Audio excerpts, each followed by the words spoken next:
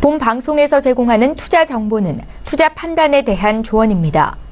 방송에서 제공하는 주식의 가치, 가격 상승 및 가격 하락에 대해서는 방송사에서 보장하지 않습니다.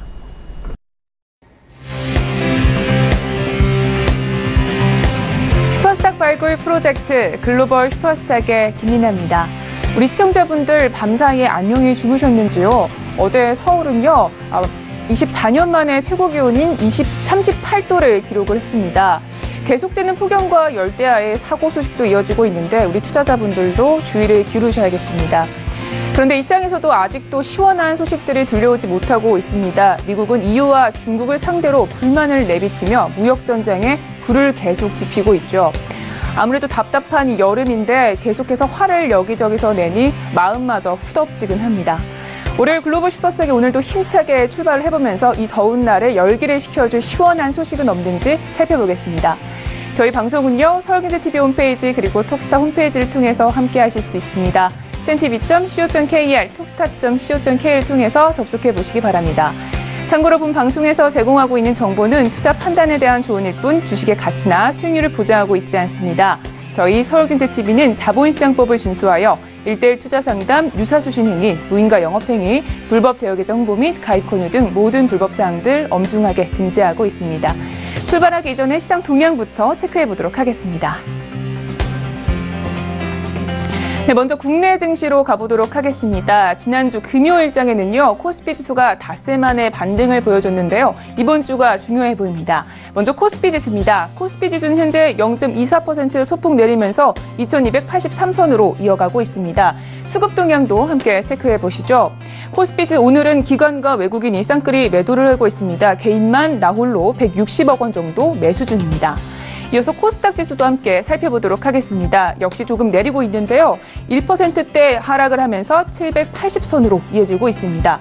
수급 동향도 함께 체크해 보도록 하겠습니다. 수급 동향도 역시 비슷한 흐름을 이어가고 있습니다. 기관과 외국인에서 많이 팔고 있습니다. 외국인은 296억 원 정도 매도 중이고 개인은 나홀로 448억 원 정도 매수 중입니다. 이번 주는 대형주를 위주로 실적 시즌이 본격적으로 시작되니 관련 내용들 살펴보셔야겠습니다. 이어서 해외 선물 지수 살펴보도록 하겠습니다. 먼저 나스닥 지수입니다. 나스닥 지수 현재 0.15% 소폭 내리면서 7,349선으로 흘러가고 있습니다. S&P 500 지수도 함께 살펴보시죠. 역시 조금 내리고 있는데요. 0.12% 내리면서 2,797선으로 이어가고 있습니다. 달러 인덱스 지수 체크해 보도록 하겠습니다. 이 미 연준의 트럼프 대통령이 비판을 하면서 약간의 눌림목을 형성을 하고 있는데요. 현재는 0.18% 하락하면서 94선으로 유지되고 있습니다. 이어서 골드 지수 체크해 보도록 하겠습니다. 골드 지수는 0.21% 오르면서 1233달러로 거래 중입니다. 마지막으로 크루드 오일 살펴보도록 하겠습니다. 크루드 오일은 계속해서 급등과 급락을 반복하면서 박스권 장세에 갇혔다라는 분석들이 나오고 있습니다. 현재는 0.15% 내리면서 68달러로 거래 중입니다. 이어서 중국 시장으로 가보도록 하겠습니다. 먼저 상해종합지수입니다. 상해종합지수는 지난주 금요일장 급등으로 마감을 했는데요. 지난주까지만 계속해서 내렸던 부분을 모두 상쇄하면서 2%대 급등이 나왔습니다. 2,829선으로 마감했네요. 항생지수는 어떻게 마감을 했을까요? 항생지수 역시 조금 올랐는데요. 0.76% 오르면서 28,224선으로 마감했습니다. 마지막으로 암호화폐 시세 살펴보고 가도록 하겠습니다. 9시 기준이고요. 업비트 기준의 시세입니다. 먼저 비트코인입니다.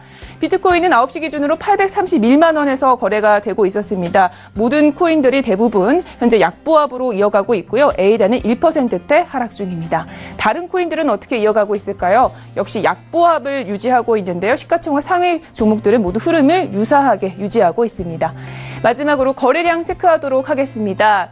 현재 에이다가 1위에 올라와 있고요. 2위였던 이오스가 4위로 밀려났습니다. 2위에는 어거라는 코인이 올라와 있는데요. 이 어거라는 코인은 이더리움 플랫폼을 기반으로 활용되는 코인입니다. 이렇게 해서 각종 시세 소식 모두 알아봤습니다. 본격적으로 글로벌 슈퍼스탁 출발해 보도록 하겠습니다. 최윤 캐스터와 함께 어떤 이슈들이 나와 있는지 확인해 보시죠. 안녕하세요. 최유hod입니다. 오늘 가장 핫한 이슈 2가지 외신을 통해 함께 알아보도록 하겠습니다.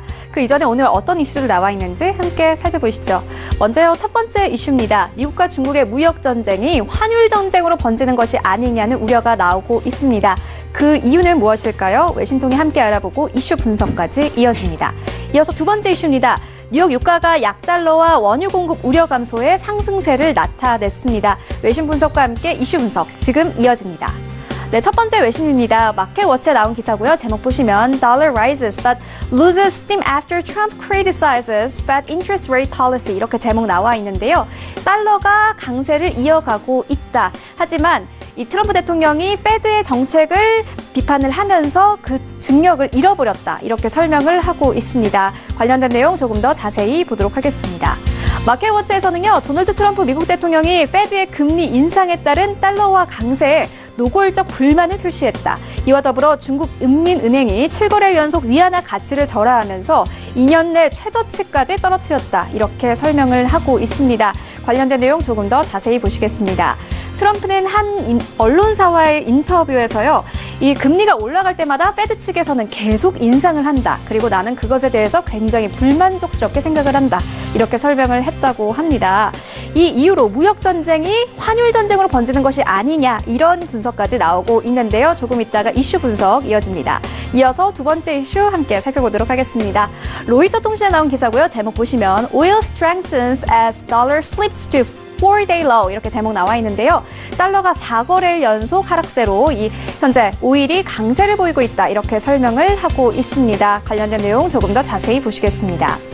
네, 현재 로이터 통신에서는요. 뉴욕 상품거래소에서 유가는 상승했다. 이는 달러 약세와 산유국 증산으로 인한 공급 초과 상황에 대한 우려가 줄어든 것에 힘입은 결과다. 이렇게 설명을 하고 있습니다. 네, 한 전문가의 워딩 함께 보시겠습니다.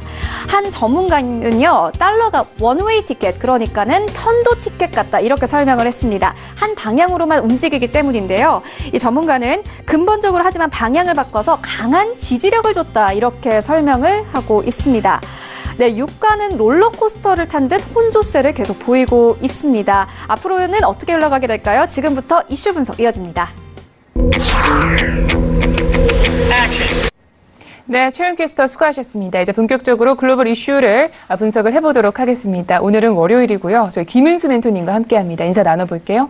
안녕하세요. 네, 안녕하세요. 네, 반갑습니다. 네. 자, 첫 번째 이슈부터 함께 분석을 해보도록 하겠습니다. 네. 금리 인상에 대해서 트럼프 대통령이 비판을 내비쳤습니다. 사실 미 연중의 정책에 대해서 정부가 비판을 하는 것은 좀 이례적인 일이잖아요. 트럼프는 구체적으로 어떤 발언을 했나요? 일단 이번에 지금 트럼프 대통령이 발언한 내용은요. 그 수위는 사실상 높지 않습니다. 하지만 충분히 미 연방준비은행이 부담을 느낄 수 있는 그러한 내용인데요. 구체적인 내용은 좀 이렇습니다. 유럽과 일본의 완화적인 통화 정책을 진행을 하고 있다. 특히 중국의 통화 가치가 내려가고 있는데 달러화만 올라가고 있다. 미 연준은 행정부가 하는 일을 방해하고 있다라는 발언을 했습니다. 특히 트럼프 대통령이 2월에 직접 임명한 제롬 파월의 미 연준 의장에 대해서도 그는 좋은 사람이지만 그에게 동의하지 않는다라고 하면서 압박을 가했습니다.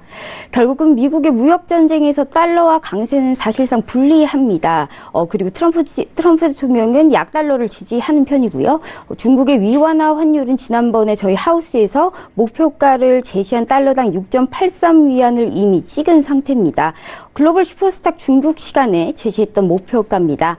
이렇게 되자 중국은 미국의 관세 부과에도 중국 제품의 가격 인상은 그리 높지 않은 상황인데도 불구하고 미국 제품 가격만 계속 올라가고 있습니다. 이 때문일까요? 지금 미국의 대중국 무역 적자는 무역 전쟁을 하면 할수록 늘고 있는 상황입니다. 네. 좀 앞으로가 문제겠습니다. 사실 EU와의 무역 전쟁에서도 이 달러와 강세는 조금 약점으로 작용을 할 수가 있잖아요. 미 연준이 과연 이 트럼프 행정부를 도와서 금리 인상을 좀 늦추게 될까요? 미 연준의 독립성은 사실상 그렇게 쉽게 깨지지는 않을 것으로 보입니다. 하지만 제롬 파월 자체가 친트럼프 성향이고요. 트럼프 대통령도 그걸 노리고 임명을 한 인물이기 때문에 충분히 컨트롤이 가능하다고 봅니다. 지금 트럼프가 압박을 하는 건요. 사실상 제롬 파월 의장이 아니고 이 연준 의장 이외의 연준 위원들 중에 강력 매파적인 이런 분들을 이제 겨냥한 거다라고 볼 수가 있습니다. 특히 로레타 메스터 등을 비롯한 강경 매파들 회사들이기 때문에 이 압박을 하고 있는데요. 지금 매파 위원들이 사실상 지금 의외로 통화 완화적인 코멘트들을 하고 있는 상황입니다. 달러 강세 요인을 금리와 연관시킬 경우에 사실상 결국 무리한 통화 정책일 가능성이 높고요. 즉 무역 전쟁 때문에 오히려 달러화가 강세가 되고 있는데요. 실제로 중국은 무역 전쟁이 발발하기 전까지만 해도 위완화 강세 고시를 지속했습니다. 만약 제롬 파월 미 연준 의장이 트럼프 대통령이 호출해서 이제 압박을 조금 한다라고 했을 경우에는 시장은 경계할 것이고요. 트럼프 대통령을 소탐대실할 가능성이 좀 높다라고 볼 수가 있습니다. 네. 알겠습니다. 첫 번째 이슈는 여기까지 분석을 해보도록 하겠습니다. 자, 두 번째 이슈는 유가와 관련된 이야기입니다. 유가는 참 롤러코스터를 타고 있습니다. 급등으로 우려를 했었는데 또다시 급락세를 또 보여주기도 했습니다. 이번에는 달러화 약세로 인해서 반등을 했는데요. 이렇게 좀 각 상품들이 지금 현재 달러화 때문에 좀 계속 움직이고 있어요. 네. 연동 상품들에 대해서 좀 방향을 짚어주시죠. 일단은 지금 달러화가 이런 트럼프 발언으로 인해서 좀 반등이 나타났습니다. 일단 유가 반응은요. 그동안 하락세가 너무나 과도했기 때문에 충분히 반등이 나올 수 있었던 구간이었습니다. 시장의 재료도 그런 좀 반등을 도와줬습니다. 사우디가 결국에는 이 8월에 10만 배럴의 증산을 하지 않겠다라고 했는데요. 이미 시장에서는 사우디가 임의적으로 이제 증산을 하게 된다면 이란은 이제 강력 반발 가능성이 높다라고 생각을 했었고요. 사우디는 한마디로 이제 좀 모험을 선택하지 않았다라고 보실 수가 있습니다. 베이커 휴지 시추 공수가 금요일마다 나옵니다. 제가 항상 중요하다고 얘기했었는데요. 아주 오랜만에 소폭 감소한 모습을 보여주면서 이제 유가 상승 재료에 힘을 보탰다고 볼 수가 있고요. 시장에서는 하방에 좀 더 사실상 무게를 두고 있는 상황이긴 합니다. 특히 다시 한번 대규모 관세를 경고한 트럼프 대통령의 이 발언으로 봤을 때 세계 교역량 감소, 즉 유가는 수급이 굉장히 중요합니다. 그런데 이 수급에서 수요 부분이 위축될 가능성을 좀 염두하고 있고요. 일단 8월부터 리비아, 캐나다, 오펙 증산분까지 하면 이 공급 측면에서도 유가 상승에 유리할 재료가 그렇게 많지 않다라고 판단이 되고 있고요. 저희 하우스 역시 좀 비슷한 판단입니다. 달러와 추가 약세는 좀 더 확인해 봐야 되는 게 오히려 미국채 가격은 트럼프 발언에도 지금 하락한, 즉 시장의 금리가 상승했다란 말이죠. 일단 데이 트레이딩으로 관점을 봤을 때는 좀 매매 전략 쪽에서 자세하게 말씀드리겠습니다. 네, 알겠습니다. 자, 그렇다면 결국은 이번 주에도 또 이 증시 일정들이 중요하게 작용을 할 것 같습니다. 오늘도 저희가 주목해봐야 일정들 알아보도록 하겠습니다. 네, 이번 주 좀 중요하게 보셔야 할 부분은요, 바로 네. 기업들의 실적입니다. 지금 2분기 실적들이 나오고 있는데요. 사실 미국뿐만이 아니고 한국도 지금 실적이 이제 발표가 예정되어 있습니다. 무역 분쟁 등의 영향을 좀 받을 것으로 전망이 되고 있고요. 간단하게 지금 한국과 미국의 기업 실적 연계를 좀 말씀을 드리자면요. 월요일 오늘 알파벳 실적이 나옵니다. 근데 알파벳 실적에서 데이터 서버 관련 매출 추이하고 이 가이던스는요. 국내 반도체 업종의 방향성을 좀 결정할 수 있기 때문에 주목을 하셔야 되고요. 이외에도 지금 아마존, 페이스북 등의 지금 기술주, 일명 빵주죠. 함께 바이오 업종의 실적도 좀 관심을 가지셔야 됩니다. 이번 주는 트럼프 대통령과 유럽, EU, 융커의 유럽 집행위원회 위원장과의 무역전쟁 관련 협상도 예정되어 있습니다. 23일, 오늘입니다. 오늘은 알파벳과 월풀 실적 발표가 됩니다. 그리고 내일 화요일은요, 미국 제조업 PMI가 나옵니다. 그리고 바이오, 젠스리미터, 텍사스 인스트루먼트 실적이 발표가 될 예정입니다. 25일 수요일입니다. 좀 외교적으로 트럼프와 융커 무역 분쟁 관련 회담이 진행될 예정이고요. 또 페이스북, 코카콜라, GM, 포드, 퀄컴, 길리어드 사이언스 등의 실적이 발표될 예정입니다. 26일 목요일입니다. 이날은 지금 유로 ECB 통화정책 회의가 열릴 예정입니다. 아마존, 인텔, 램 리서치, 맥도날드 실적이 좀 발표될 예정이고요. 마지막 날 금요일이죠. 27일에는요. 한국은 휴전 협정일입니다. 그리고 엑슨모빌, 쉐브론, 트위터의 실적이 발표될 예정입니다. 네, 알겠습니다. 추가적으로 금요일에는요, 미국의 2분기 GDP도 발표된다는 부분 참고하시면 좋겠습니다. 자, 이렇게 해서 저희 이슈 두 가지 잘 짚어봤습니다. 본격적으로 오늘의 해외 이슈 전략을 잘 수능하기 위해서 우리 가이드를 듣는 시간을 갖도록 하겠습니다. 멘토님, 오늘의 가이드는요? 네, 오늘의 가이드는요, 중앙은행의 통화정책에 정부가 개입하는 것은 경제 후진국이다라고 한번 정해봤습니다. 네, 굉장히 지금 미국을 지금 노골적으로 공격을 하시고 계신 거네요. 네. 네, 이게 사실 과거 우리나라에도요, 이명박 정부 때죠. 그럴 때 좀 비슷한 일이 있었습니다. 그때는 한국은행의 통화정책회의에 열석 발언권이라는 걸 만들어서 기획재정부에서 통제를 시도한 적이 있었습니다. 그 일로 중앙은행의 독립성은 사실상 훼손됐고요. 그 다음 한국은행 총재로 김중수 총재가 임명이 됐었습니다. 그 뒤 한 해는 6개월 연속 좀 금리에 대한 예측 가능성 제시에 소홀해지면서 채권 시장이 결국 패닉에 빠지게 됐는데요. 그렇기 때문에 이 대규모 외환 손실을 사실상 경험을 한 적이 있습니다. 즉 중앙은행의 이 통화 정책에 개입한 국가의 결과가 사실상 결코 좋지 않다라는 것을 우리가 반드시 좀 인지해야 될 것입니다. 네. 알겠습니다. 좋은 가이드 한 줄 평 감사합니다. 자, 그럼 본격적으로 매매 전략 시간으로 가보도록 하겠습니다. 지난주 금요일장 어떻게 트레이딩 전략을 펼치셨고 또 오늘장은 저희가 좀 어떻게 대응을 하면 좋을지 이야기 들어보도록 하겠습니다. 네, 제가 지난주에 이어서 오늘도 좀 크루드 오일에 대해서 말씀드리려고 합니다. 지금 지난주 주요 지지 라인이었던요. 지금 여기 68달러 후반이 지금 깨졌습니다. 그렇기 때문에 이 뒤로 매도 시그널 위주 플레이를 좀 진행을 했었습니다. 그 다음 주요 지지 라인은 67.20입니다. 67.20. 이쪽 67.20 이쪽 부분에서 이제 지난주 내내 테스트를 한 상태고요.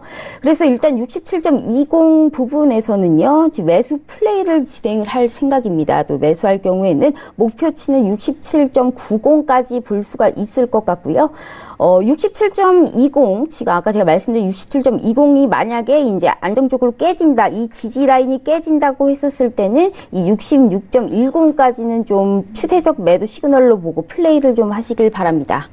알겠습니다. 67.20달러가 굉장히 중요한 지지라인이 되겠습니다. 이렇게 해서 저희 매매 전략까지 이제 모두 들어봤습니다. 오늘도 글로벌 이슈 앤 가이드는 여기까지 이야기 들어보도록 하겠습니다. 말씀 모두 고맙습니다. 네, 감사합니다.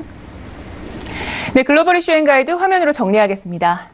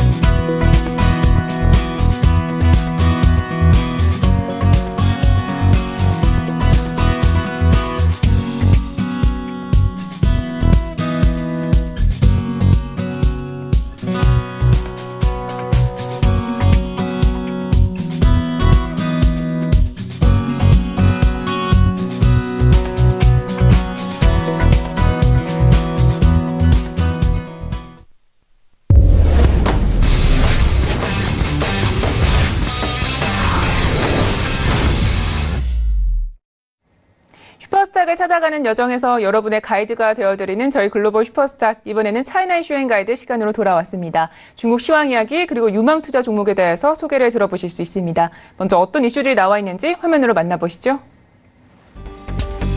오늘의 차이나 이슈 첫 번째는요. 혁신을 최대 정책으로 강조하고 있는 중국 내에서 유니콘 기업들의 탄생 속도가 심상치 않습니다. 올해만 3.5일 만에 한 군데씩 생기고 있다고 하는데요. 정확히 유니콘이라고 지칭되는 곳은 어떤 기업들이고 왜 이렇게 급격히 증가하고 있는 건지 자세히 알아보겠습니다. 두 번째 차이나 이슈입니다. 미중 간 무역 전쟁이 점차 격화돼가고 있는 가운데 중국 경제는 더욱 불안해지고 있습니다. 그 때문일까요? 인민은행은 위안화 절하를 지속적으로 용인하고 있는데요. 중국의 위안화 절하 지속과 관련한 이슈 분석을 두 번째 차이나 이슈에서 다뤄보겠습니다. 이제 본격적으로 이슈 분석을 해보도록 하겠습니다. 저희 김형철 팀장님과 함께합니다. 연결해볼게요. 안녕하세요. 네, 안녕하세요. 네, 반갑습니다. 자, 첫 번째 이슈를 분석하기 이전에 먼저 중국장, 전일장 좀 어떻게 마감이 됐었나요?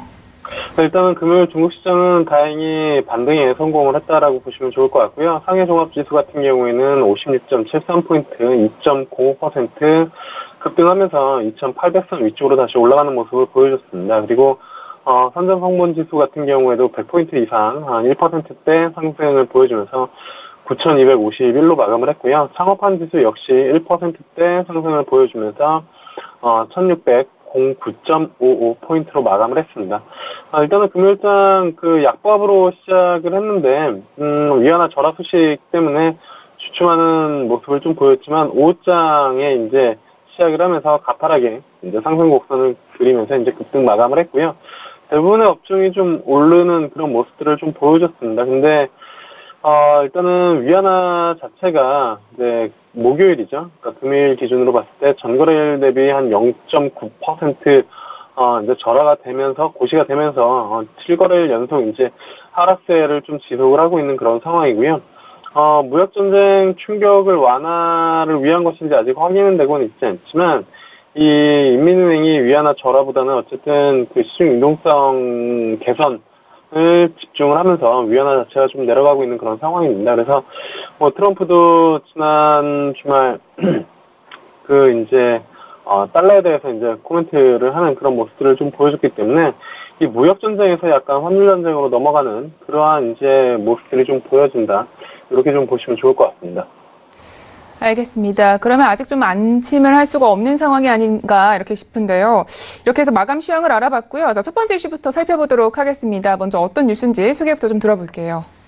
일단은 혁신의 중국이다라는 타이틀인데요. 올 상반기에만 이제 한 3.5일마다 유니콘 기업이 이제 탄생이 되고 있다라는 그런 부분들입니다. 그래서 유니콘 기업들이 지속적으로 그러니까 신규로 이제 그 들어오면서 중국 기업들 역시 좀 흔히 말하는 이제 물갈이 또는 이제 좋은 기업들 위주로 이제 기업들이 또는 신생 기업 흔히 말해서 이제 미국의 실리콘밸리가 있다라고 하면은 이제 중국 같은 경우에도 그와 비슷한 유사한 이제 신성장 모멘텀을 가진 그런 기업들이 상장을 하거나 아니면 비상장에서 시가총액을 좀 몸집을 키우고 있다. 이러한 이제 그 관련된 이슈가 좀 있습니다.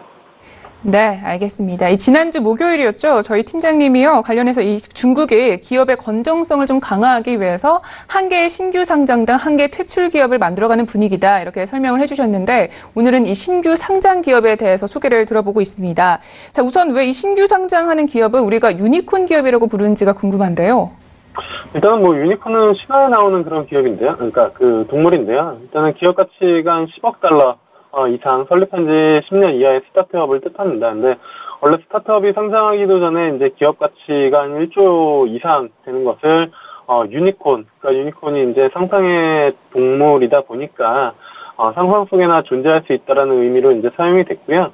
2013년도 여성 벤처 투자자인 에일린 린이 처음 사용을 했습니다. 근데 이제 최근에는 이 유니콘보다 10배나 더 큰 데카콘이라는 이제 그 기업들이 나오고 있는 그런 상황인데요. 데카콘은 이제 초거대 스타트업을 가리키는 신조어고 이제 기업 공개, 그러니까 IPO죠. IPO 전에 가치가 이제 100억 달러를 넘어서는 그런 기업들을 좀 지칭을 하고 있고, 그러니까 유니콘의 유니, 그리고 데카는 각각 유니는 1이고 데카는 10이라는 이제 접두사이기 때문에 지금 뭐 시장에서는 뭐 유니콘이라는 기업들은 어쨌든 뭐 동물도 알고 그리고 뭐 유니콘 기업 하다 보니까 뭐 이제 어느 정도 좀 들어보셨지만 요즘에는 이제 데카콘이라는 그런 초거대 기업들도 생기고 있다. 이렇게 좀 보시면 좋을 것 같습니다. 네, 알겠습니다. 이 유니콘이라는 기업은 아무 기업에나 지금 이름을 붙이는 게 아니라 이 관련해서 좀 조건을 충족을 시켜야 하는데요. 지금 현재 이 중국에서 이런 유니콘의 기업들이 증가를 하고 있다는 거죠?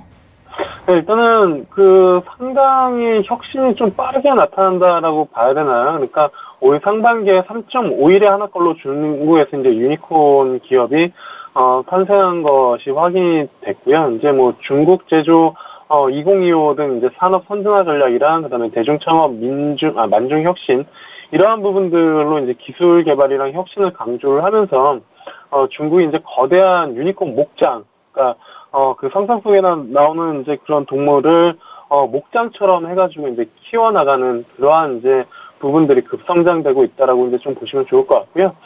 이제 중국의 이제 부자연구소로 알려져 있는 이제 후룬 연구원 쪽에서 이제 지난주 18일 날 발표한 걸로 보면은 2분기 내에 유니콘 기업은 총 162곳이 이제 뭐 새롭게 등장을 했고 그중에서 유니콘 기업이 한 19개 정도가 되는 그런 부분들이니까 상당히 이제 좀 많이 나타나고 있다라고 이제 좀 보시면 좋을 것 같고 그 관련된 기업들이 이제 흔히 말해서 차량 금융 업체 이제 뭐 디디추싱이랑 그다음에 알리바바의 금융관계사인 마이진프가 한 2위, 1위를 기록을 하고 있고 2분기 기준 조사 결과로는 샤오미가 3위인데 샤오미는 뭐 글로벌 슈퍼스탁에서도 이제 뭐 이슈로 이제 뭐 다뤄졌던 걸로 알고 있는데 홍콩 증권거래소에 이제 둥지를 틀면서 사실상 유니콘은 이제 아니죠.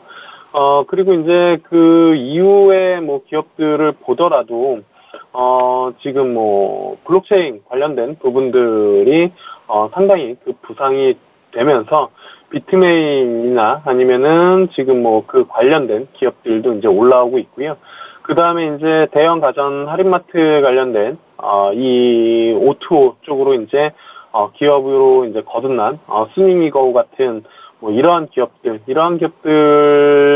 상당히 중국에서 빠르게 성장을 하고 있다라고 이제 좀 보시면 좋을 것 같습니다. 네, 알겠습니다. 지금 현재 중국은요, 이 증시 흐름과는 좀 다르게 기업의 성장들이 좀 빠르게 나타나고 있습니다. 이렇게 해서 첫 번째 이슈는 여기까지 분석을 해보고요. 계속해서 두 번째 이슈도 함께 체크를 해볼게요. 먼저 어떤 뉴스인가요?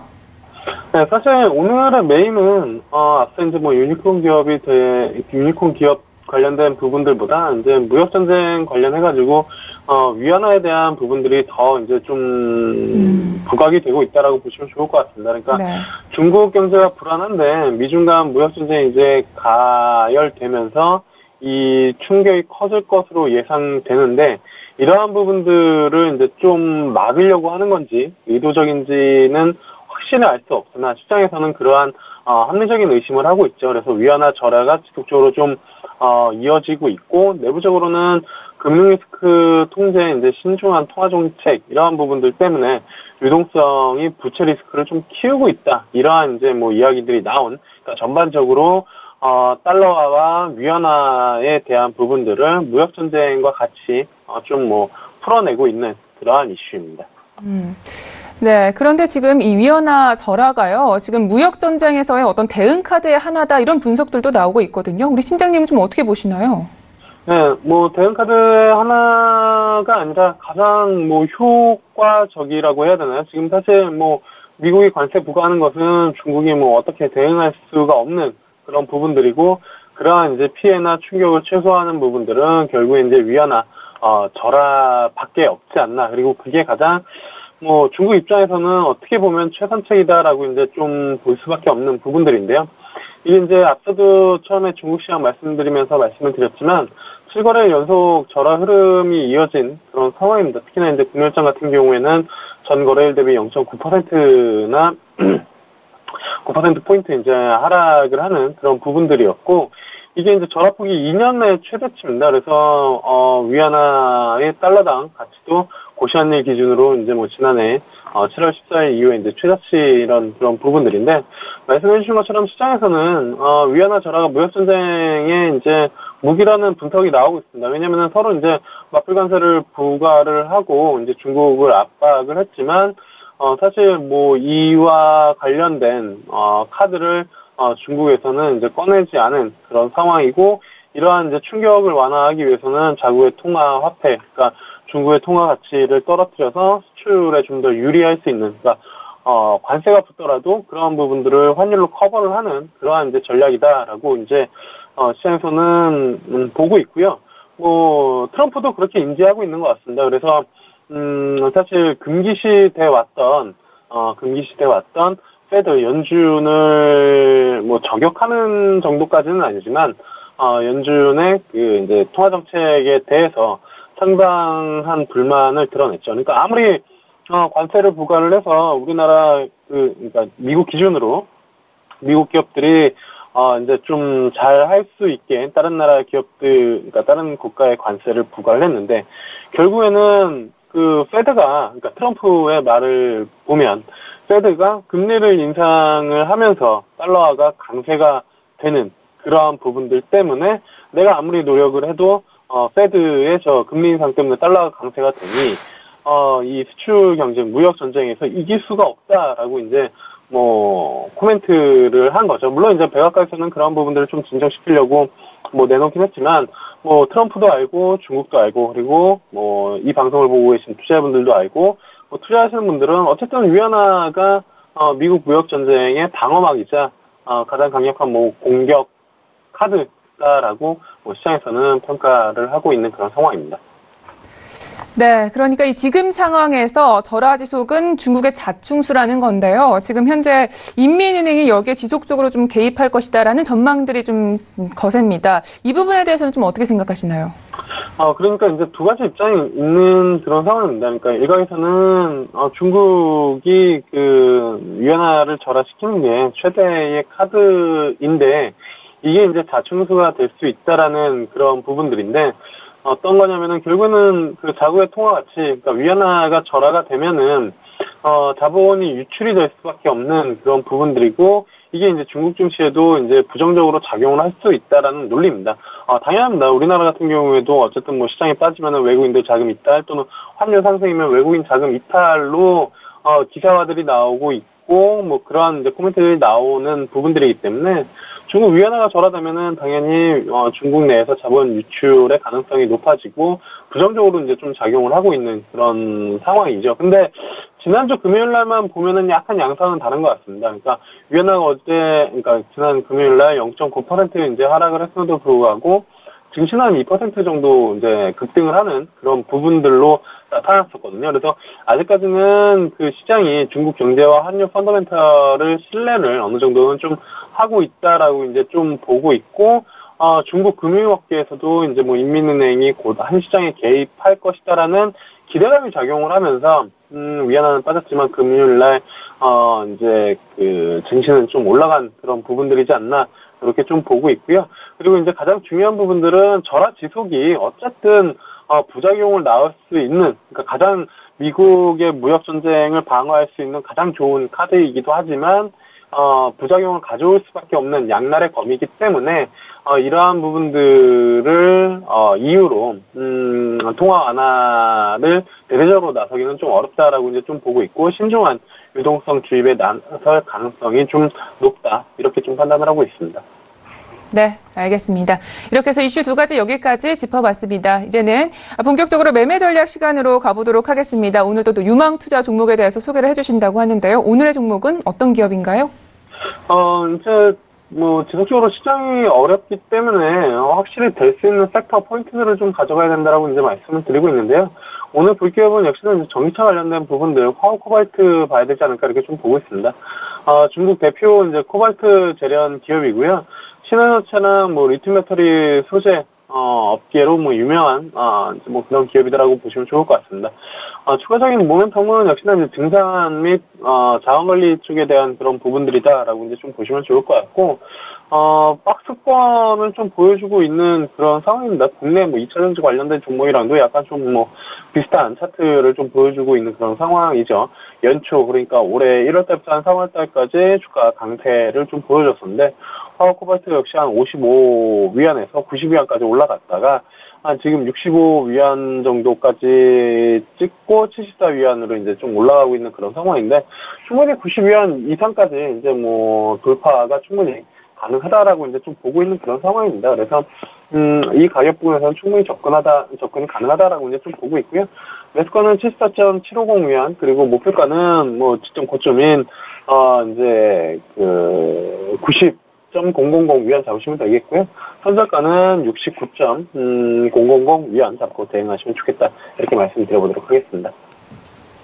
네, 알겠습니다. 오늘의 종목은요, 이 배터리 소재 유망주였던 화우 코발트에 대해서 들어봤습니다. 오늘의 차이나 이슈 앤 가이드는 여기까지 이야기 듣도록 하겠습니다. 오늘 말씀 모두 고맙습니다. 네, 차이나 이슈 앤 가이드 화면으로 정리하겠습니다.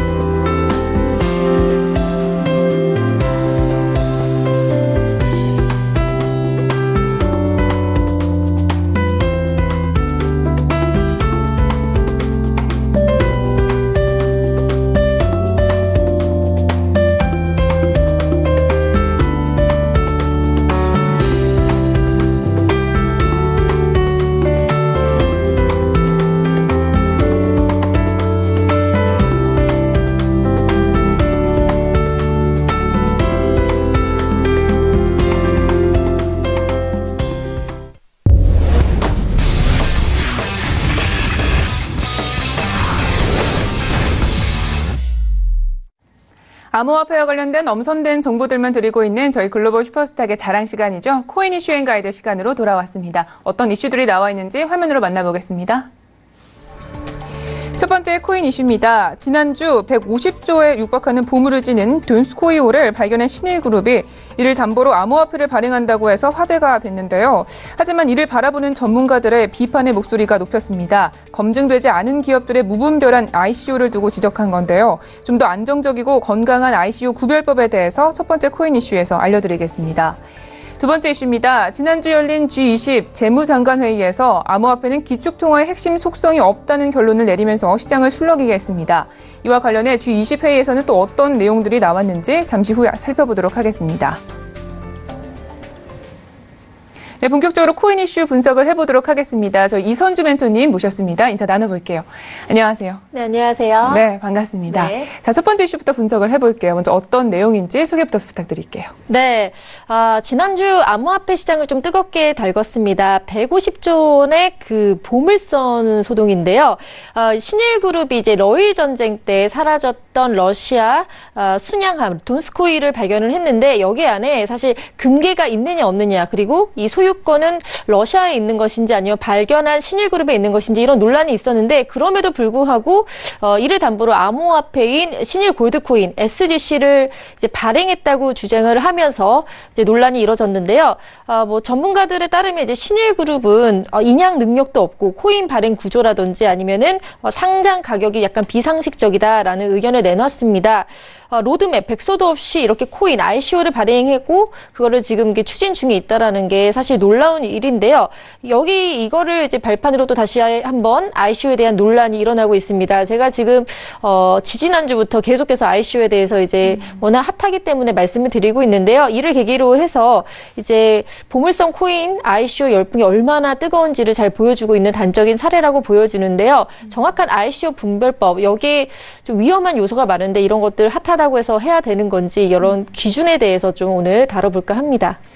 네, 그러니까 이 ICO를 한다고 해서 무조건 저희가 긍정적으로 해석을 하면 안 되는 건데요. 자, 먼저 ICO의 피해 사례는 좀 어떤 것들이 있었는지 먼저 알아볼게요. 네, 일단 뭐 ICO 사기라고 하죠. 근데 사기를 대놓고 치진 않습니다. 은근하게 쳐야 됩니다. 그래서 일예로 이제 캐나다 퀘벡에 본사를 둔 신생 기업이죠. 플렉스가 발행한 플렉스 코인 같은 경우는 가장 큰 규모의 ICO 사기로 뽑히고 있는데요. 도미닉 라크로와 창립자가 이제 가짜 전문가로 내세웠습니다. 그래서 한 달 내에 100%도 아니고요. 1,354%의 수익률을 내겠다고 이제 허위로 약속을 하면서, 근데 충분히 이제 코인 시장에서는 몇 원 단위로 이렇게 시작하기 때문에 또 그렇게 또 허풍이 좀 가능한 그런 거 있는데, 이제 1,000%가 넘는 수익률을 약속을 했습니다. 그리고 자신의 금융 그 범죄 그 점가를 숨겼거든요. 그러다 보니까 결국 투자자들이 이제 나중에 알고 나서 법원에 ICO로 벌어들인 이 1,500만 달러에 대한 동결을 요구하고 나섰습니다. 또한 또 어라이즈 뱅크가 ICO 과정에서 이제 은행 지분 매입이라든지 비자 카드 제휴 이런 것들을 허위로 유포한 혐의로 ICO 투자 자금 6억 달러, 우리 돈으로 약 6,400억 원을 동결시켰는데요. 이처럼 ICO는 사실 그 누구도 성공의 장담을 할 수도 없고 유사수신 행위죠. 이것도 몇 프로를 주겠다 이런 허위에 대해서 이렇게 사기가 지속적으로 됐는데도 이걸 또 속는 사람들이 많다는 겁니다. 그게 문제인데요. 그렇기 때문에 이렇게 하루에 몇 개씩 쏟아지는 ICO 프로젝트에 대해서 정확하게 어떤 게 중요한지에 대해서 알아내는 그런 노력이 필요할 것 같습니다. 네. 그런데 이 개인 투자자분들은 이 ICO를 좀 저희가 정리하는 게 어려울 것 같아요. 좋은 ICO를 찾는 방법에 대한 저희 노하우 좀 알려주실까요? 네, 뭐 ICO를 평가하는 요소들은 참 많이 있습니다. 그중에서 기본적인 거를 좀 말씀드리면요. 첫 번째는 이제 프로젝트와 블록체인 기술의 정합성입니다. 어떤 기술이죠. 이제 프로젝트의 블록체인 기술이 이용을 했기 때문에 꼭 필요한가, 여러 기술도 있는데 요즘 유행한다고 해서 블록체인을 넣고 그냥 ICO를 넣는 것이 아닌가, 그렇게도 연관 지을 수 있기 때문에 가장 기본이면서 동시에 가장 중요한 요소, ICO 자금 조달에 있어서 이 블록체인 기술이 정말로 필요했는가, 이 프로젝트에 여기에 대해서 무분별하게 되어 있지 않은지를 살펴봐야 될 것 같고요. 그리고 이제 또 두 번째 요소로는 프로젝트를 이끄는 사람들입니다. 일단 우리도 기업에 투자할 때 CEO 그리고 어떤 뭐 기술을 갖고 있는 사람들이 이렇게 영입이 돼 있는지 뭐 이런 것들을 많이 보지 않습니까? ICO도 마찬가지입니다. 이 팀 멤버 그리고 그 경험이 참 중요한데요. ICO 프로젝트가 일반적으로 고도의 기술적 혁신을 요구한 만큼 이 프로젝트를 성공적으로 이끌기 위해서는 장기적인 노력 그리고 전문 인력이 필요한데요. 투자자 입장에서 이 팀에 대한 전문성 그리고 비즈니스 경험 여부를 꼼꼼히 살펴봐야 되고요. 특히 개발팀과 이 어드바이저에 대한 그런 평가들을 좀 꼼꼼히 따져볼 필요가 있습니다. 과거에 뭐 주목할 만한 성과가 없다든지 아니면 평판이 좋지 않거나 아니면 범죄 사실이 있거나 위험에 빠뜨릴 가능성이 그런 인물들이 좀 많이 연루되면은 높기 때문에 이런 것도 중요할 것 같고요. 또 ICO가 최소 50억 원 이상 모금이 돼야 됩니다. 따라서 ICO 이후에 사업을 지속적으로 이끌어갈 수 있는 능력이 있을 것인지 그런 것들이 중요할 것 같습니다. 그리고 이제 세 번째 요소가 바로 백서인데요.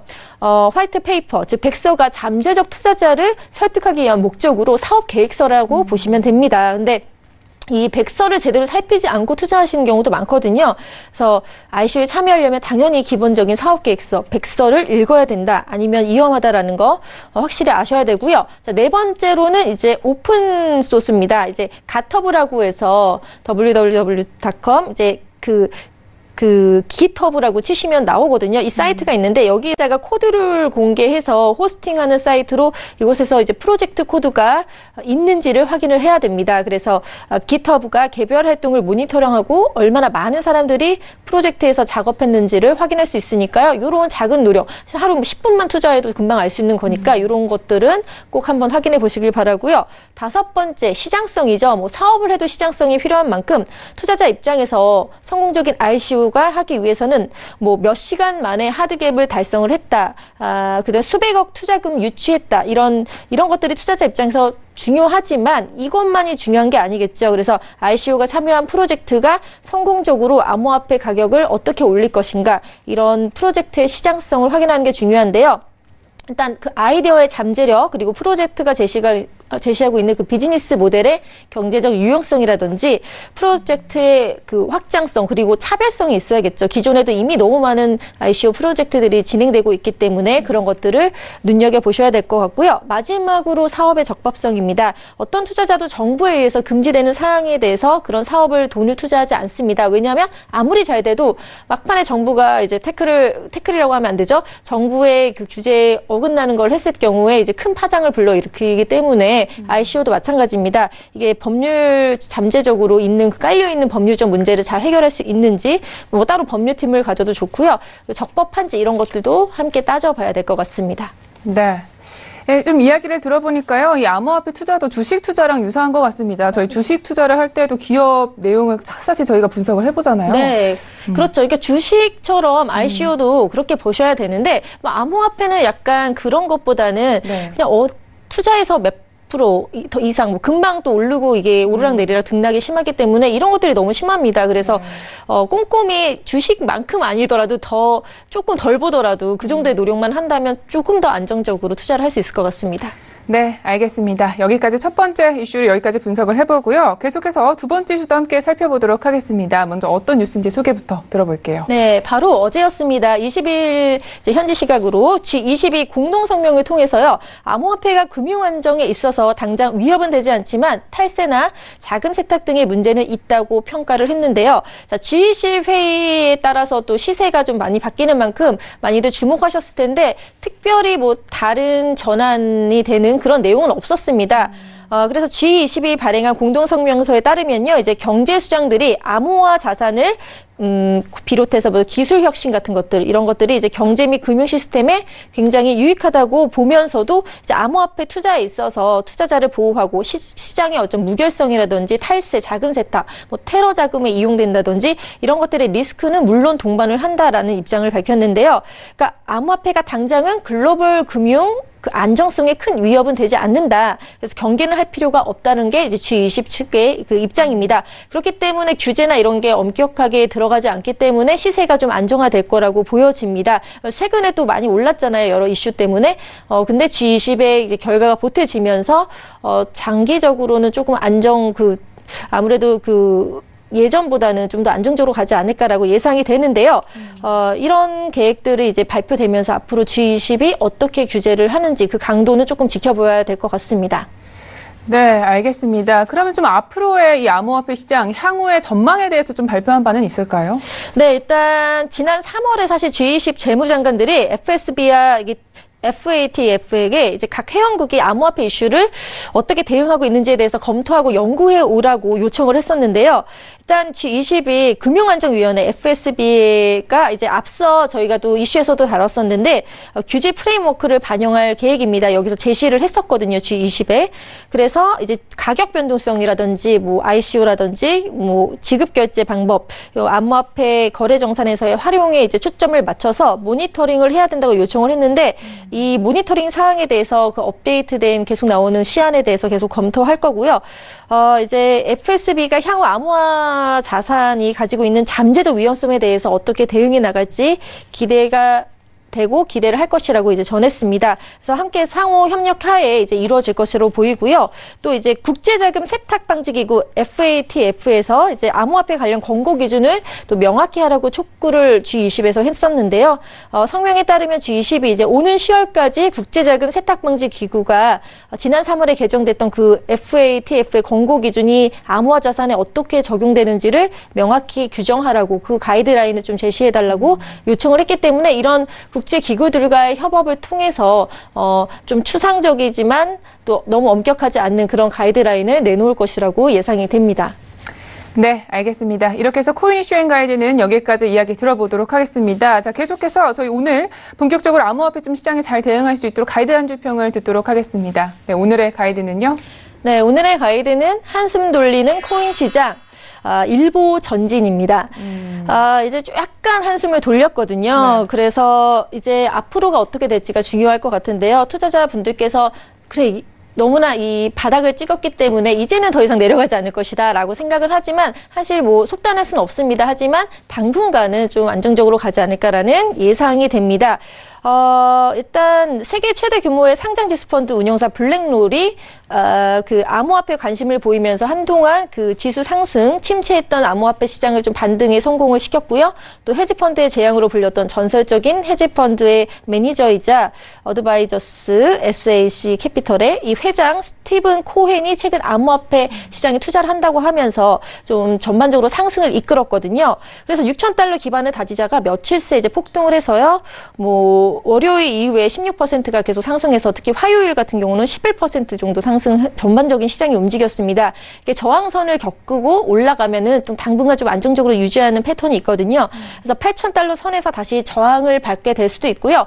사실 제가 봤을 때는 길게는 연말까지는 더 상승을 할 거라고 보여지는데 이제 중간에 여러 전문가들도 이제 바닥을 한번 더 찍을 것이다라는 예상이 있고 쭉 올라갈 것이다 예상이 있다. 근데 결과적으로 연말에는 상승할 것이라고 예상을 많이 하기 때문에 여기에 대해서 계속해서 시세를 보면서 피드백을 드리도록 하겠습니다. 일단은 일보 전진이라는 말씀 드리겠습니다.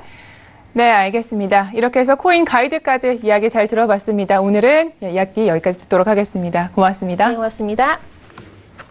네, 오늘도 저희 글로벌 슈퍼스탁은 해외 선물과 중국 주식 그리고 암호화폐까지 전 세계를 대상으로 유망 투자 종목 발굴하기 위해서 열심히 달려왔습니다.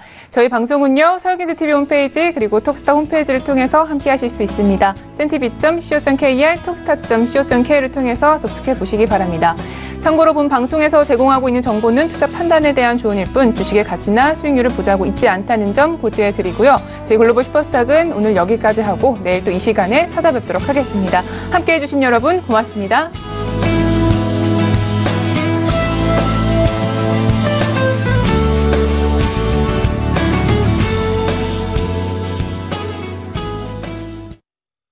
본 방송에서 제공하는 투자 정보는 투자 판단에 대한 조언입니다.